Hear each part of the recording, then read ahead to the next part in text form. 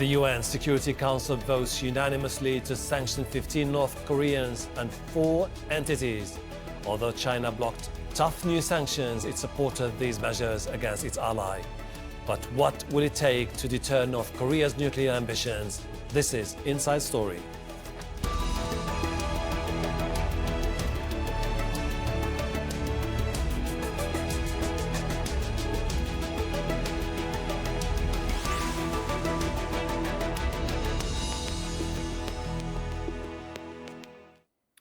Hello and welcome to the program. I'm Hashim Al-Barra. A clear and present danger. That's what the US Secretary of Defense James Mattis says about North Korea. Pyongyang has carried out a number of missile tests this year, putting the region on edge.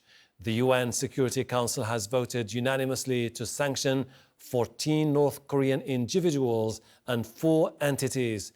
China, which has defended Pyongyang in the past, has sided with the other members to pass these measures. We have a lot to discuss with our guests in a moment. But first, this report from our United Nations correspondent, Rosalind Jordan. Sírvanse levantar la mano. After North Korea's 12 ballistic missile launches so far in 2017, the UN Security Council formally responded on Friday. The draft resolution received 15 votes in favor. Under the terms of several UN Security Council resolutions, North Korea is not supposed to develop either nuclear warheads or build and fire ballistic missiles. 14 North Korean government officials, including the country's spy chief and a top arms dealer, have been added to the sanctions list. 4 government agencies, including the military's ballistic missile program, have also been sanctioned. The U.S. and China spent several weeks negotiating the terms of the draft resolution. Their ambassadors explained what happens now. The United States will work tirelessly to make sure that the international community never gets used to North Korea's violations or looks the other way. And North Korea must understand that the international community will never accept the regime's development and testing of nuclear weapons. China has always insisted on realizing the denuclearization of the peninsula, maintaining peace and stability on the peninsula, and seeking a solution through a dialogue and negotiations. Even though Russia voted for the resolution, its deputy ambassador said the measure tries to accuse North Korea of behavior not covered by the sanctions regime. We also have serious doubts about words mentioned in the text about some other WMD programs. Presence of this passage is something that requires convincing proof. The Security Council does not have the right to an error and needs to be operating using real facts, not suppositions. North Korea's delegation had the right to appear at Friday's council hearing, but did not. Diplomats wonder whether the government will heed their calls to stop its weapons program or launch yet another ballistic missile. Rosalind Jordan, Al Jazeera, at the United Nations.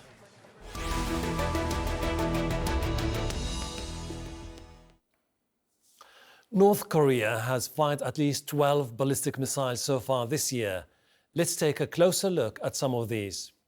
On May 29th, it launched a Scud-type short-range missile from its base in Wonsan that flew around 450 kilometers. Also last month, North Korea test-fired a new ground-to-ground long-range strategic ballistic rocket. South Korean officials estimated it may have flown between 4,000 and 5,000 kilometers.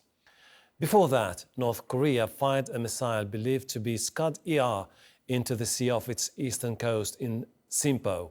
That was in April. And in March, leader Kim Jong-un announced what he called a new birth of the country's rocket industry after it conducted a test of a new high-thrust rocket engine. Let's bring in our guests in Beijing. Joining us on Skype, Aina Tangen, a political and economic affairs commentator. In Exeter, United Kingdom, Aidan Foster Carter, Honorary Senior Research Fellow in Sociology and Modern Korea at Leeds University. And in Boston, Jim Walsh, International Security Analyst and Senior Research Associate at the Massachusetts Institute of Technology. Thank you all for joining us. Let me start by asking Mr. Jim Walsh this. Mr. Walsh, how significant are these sanctions? Well, I think the disappointing answer for your viewers is not very significant. Now, we've had some big sanctions, UN sanctions resolutions over the years, ones that China has signed on to recently that restricted, in theory, restricted coal imports or iron ore imports or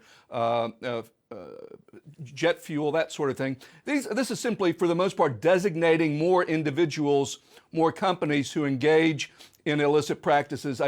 None of the previous sanctions have done much to stop the pace of testing. I certainly don't expect this simply adding names to the list to do much more. Mr. Einar Tangen, do you share the same view that these are sanctions that have no potential to curtail North Korea's nuclear ambitions? Well, I would agree with the premise, but I think the main issue that we should be looking at is that China has agreed to these. Prior to this, China had almost exclusively been looking at either six-party talks or what they call the double suspension of nuclear testing and also the suspension of war exercises between South Korea and the United States. We'll definitely talk in detail about the Chinese role in this whole episode. But let me go to Mr. Aidan Foster Carter. Mr. Carter, the sanctions, are they the most persuasive means to encourage North Korea to stop its nuclear ambitions? The trouble is they're not working, are they? I don't mean to break ranks and I don't disagree with my esteemed colleagues, but if you take a broader view, we have been waving the stick a lot, and the stick is deserved. North Korea is, the phrase rogue state is overused. Someone once said it's anybody the Americans don't like, but in the North Korean case, it's clear they've been defying all these resolutions, over a decade's worth of resolutions. So for the UN body, for the UN to be serious, for international law to prevail, you can't just let it go unpunished. At the same time, as remarked already, it's not stopping them. And so I hope we have a chance to discuss whether there is something more and different as well, not instead, that the international community needs to be doing to rein in this dangerous regime. Mr. Walsh, when you say this is not working, do you suggest that sanctions as a foreign policy tool is not going to apply perfectly in this particular instance of North Korea, and that something more robust should be implemented? Yeah, I think when you look at the social science research on sanctions, you come away with the conclusion that, in general, this is a pretty modest tool. It works sometimes, but it fails a whole bunch of other times. And if you try to use it only as the only foreign policy instrument in trying to achieve a goal, you will fail. Sanctions are helpful when they're part of a broader political strategy that includes diplomacy, that includes other elements that are part of a general strategy. But in the U.S., anyway, there's just a focus on sanctions, sanctions, sanctions. And I think that by itself is not going to work. Applied specifically to the North Korean case, when my colleague John Park from Harvard and I interviewed North Korean defectors who worked for state trading companies, the very entities who are trying to evade sanctions, it's pretty clear that the North Koreans aren't standing still. They are innovating and taking countermeasures. We pass a sanction, they adopt new tactics, and then we go back and pass the same sanction, doing the same thing again over and over. And as the UN panel of experts has reported repeatedly these last several years, there's also a problem with implementation. I see. Even if you have a good sanction, a set of sanctions on the books, if the countries aren't implementing them, it doesn't really do you any good. I've seen, in fact, your report where you talk about the state trading companies using loopholes to bypass the sanctions. Now, the whole rationale behind the sanctions is to have a country like China playing an aggressive role to maintain the sanctions. And this is going to be my question for Mr. Tangen. Mr. Tangen, is China trying enough to stop Pyongyang from building its nuclear weapons by maintaining the sanctions on the regime? All right, that's a loaded question in the sense that for China's perspective, what they fear is some sort of violent regime change. We're not talking about just some any day occurrence. You have 25 million people who are under conventional guns pointed at them, 11,000 in South Korea, around Seoul. You have the threat of a mass group of people trying to immigrate either into Russia or China. This would not necessarily help the region. I think we can all agree on that. The question is, how do you solve this? And I think the answer should have been a grand alliance between the nuclear powers, China, Russia, and the United States, speaking as one and making it clear that all parts of this were unacceptable. I don't think that's necessarily going to happen, though. I see your point, but here's the problem. And let me bring this question to Mr. Carter. The problem is we have China's primary interest at this particular moment is that the regime should not collapse, because if it collapses, there's going to be an influx of millions of refugees into China. For the international community, there's a different narrative, which is the sanctions is the best way to enforce a change in North Korea attitude. So how can we juggle these two concerns? It's very difficult, and let me broaden it out slightly again. How has this rather small, rather poor, but very well armed country managed to defy the international community for over 20 years and basically get away with it? One reason, as we've been just saying, different powers do not have the same interests. There is a certain overlap, a certain convergence, but it's not identical. For China, it is, as has been said, I don't need to repeat it. The calculus at the moment, maybe it could change in the future if China got terminally fed up with the disobedient DPRK, but at the moment, they fear regime collapse more than anything. But could I bring in another factor? In democracies, which of course China is not and Russia is not, but South Korea is and the US is, guess what? The government changes every 4 or 5 years, and very different policies come in. You had a sunshine policy in South Korea of engagement, then you had 10 years of hardline conservatism. Now we have sunshine again, although it's very difficult for the new president, Moon Jae-in. In America, you had Bill Clinton engaged very strenuously, quite successfully, in my view. George W. Bush came in, basically cancelled things, and now we have Trump, and nobody knows what he's going to do at all. In between was Obama, who frankly wasn't that interested. So, you know, in between the fact that great powers' interests simply do not coincide, and also that, you know, the wonderful thing that is democracy, and obviously I'm in favor of it. We're about to have an election in my country too, and anything can happen. It's really, you can't get a united front. It's very, very difficult. Mr. Walsh, can the Americans engage the Chinese in a way or another to make the sanctions work, or at least to address the whole issue in a very comprehensive manner? Well, I think we saw what appears to have been a successful summit between Xi and President Trump, and we see that China has taken some actions.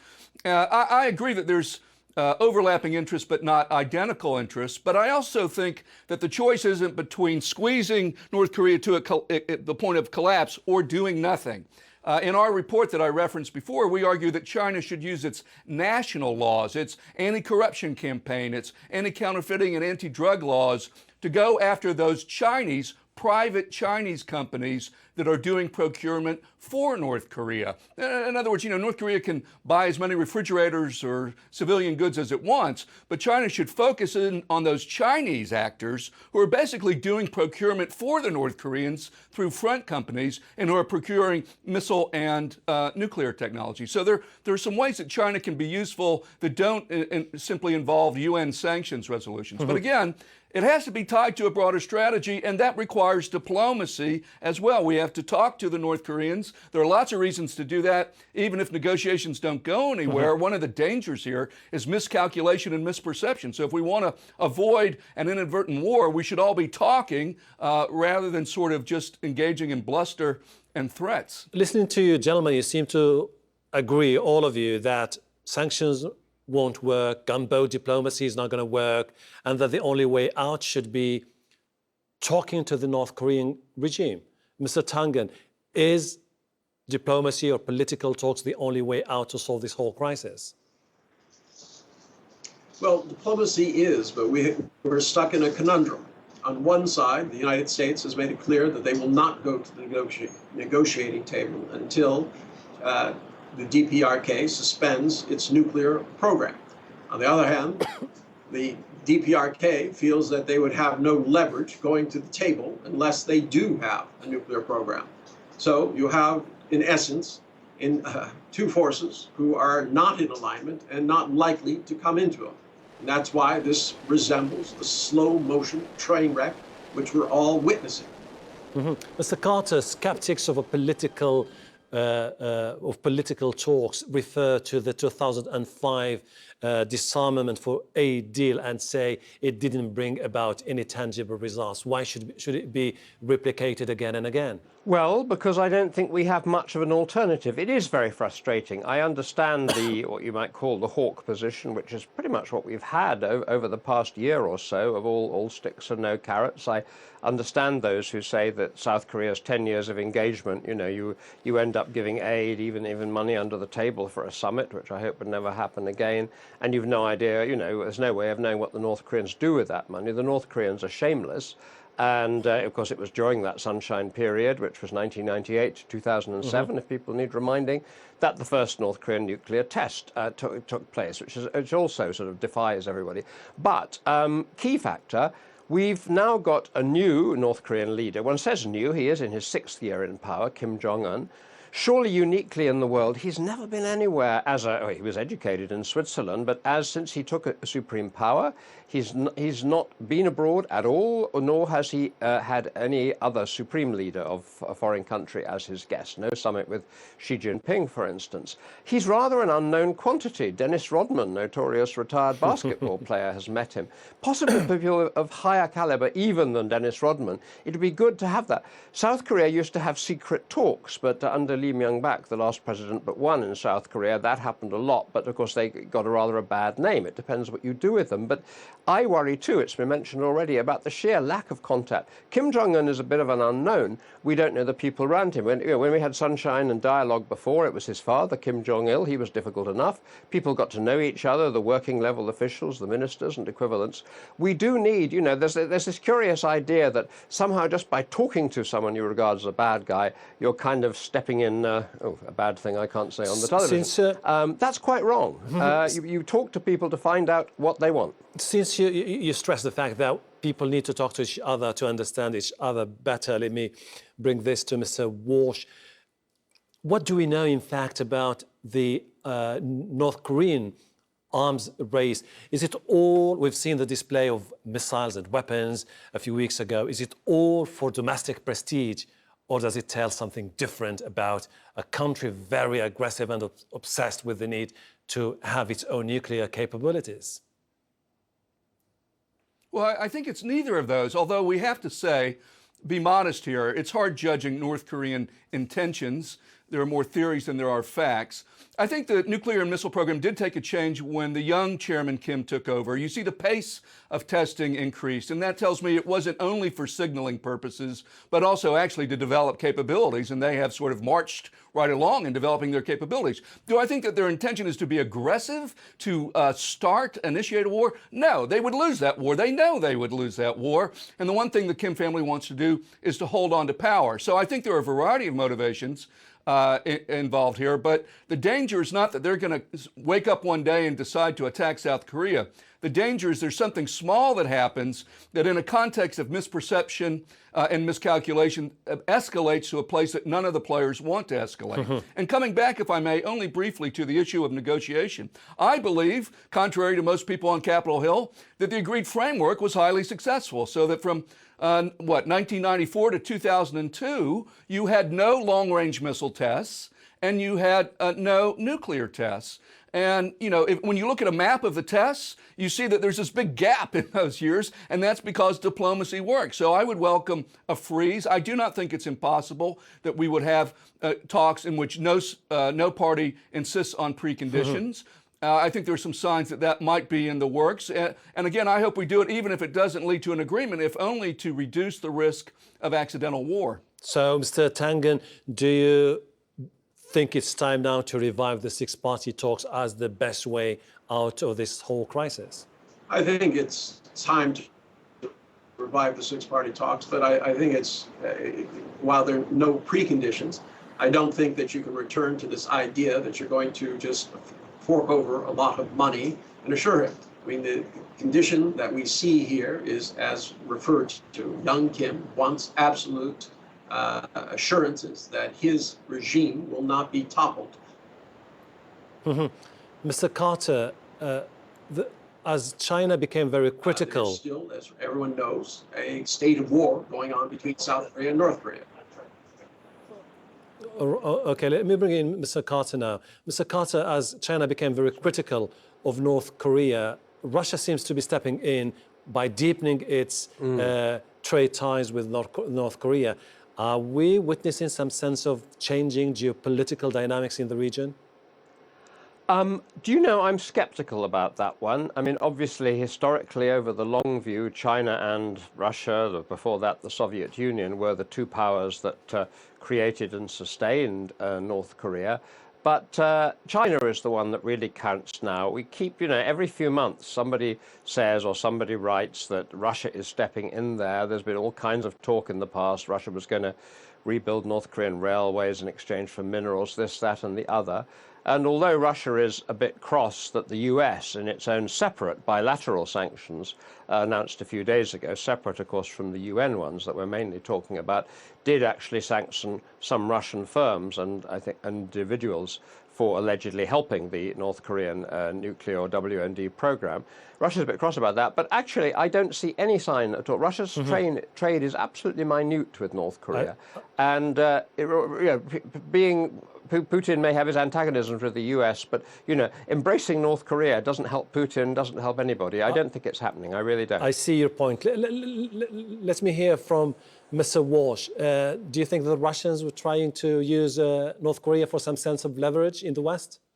Well, I think Aidan is absolutely right about what he says, but I would add that certainly China is the central player here. 90% of all the trade that North Korea has with the outside world is with China.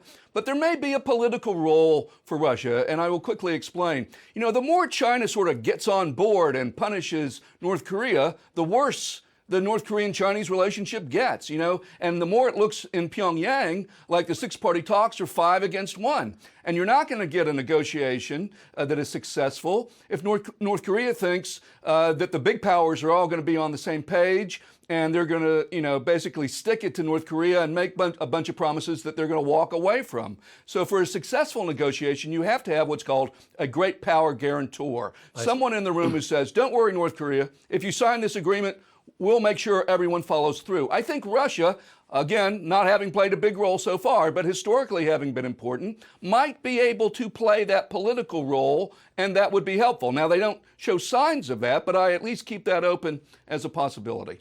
Mr. Tangen, I would highly doubt that Russia would do Go ahead. From the perspective that they have enough problems as it is. Okay, so they have their own problems. Now, as the tensions... I don't think aligning themselves with North Korea would do it. I think it is a correct... I think in essence, the Chinese would have to be the guarantor in any such arrangement, and it's quite possible. Okay, so you're talking about the guarantor but now, as the tensions simmer around North Korea, we're talking about the sanctions at the same time, deployment of THAAD anti-missile system there, ongoing military exercises. We're talking about an environment that is far from being conducive to a political settlement. Absolutely, but I mean, you have to begin somewhere. I mean, we've had, as everyone has pointed out, enough sticks being thrown around, enough words being thrown around, enough sanctions being thrown around, but there has been no results, only resolved by North Korea to go forward. In terms of China and their relationship, yes, it is getting worse. If you take a look, almost every time Xi Jinping gets near an international microphone, for some reason, young Kim thinks that is the opportune time to fire off a missile. This is deliberately aimed at trying to drive a wedge between China and the other great powers, especially in regards to North Korea. But I don't know how long China's patience will go on, and that's part of what you're being seen here.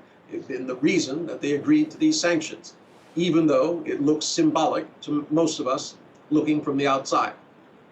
Gentlemen, we're running out of time. We have, unfortunately, to leave it right there. Mr. Einar Tangen, Mr. Aidan Foster Carter, Mr. Jim Walsh, thank you very much indeed for your time. And thank you too for watching. You can see the program again anytime by visiting our website, aljazeera.com. And for further discussion, go to our Facebook page. That's facebook.com/AJ Inside Story.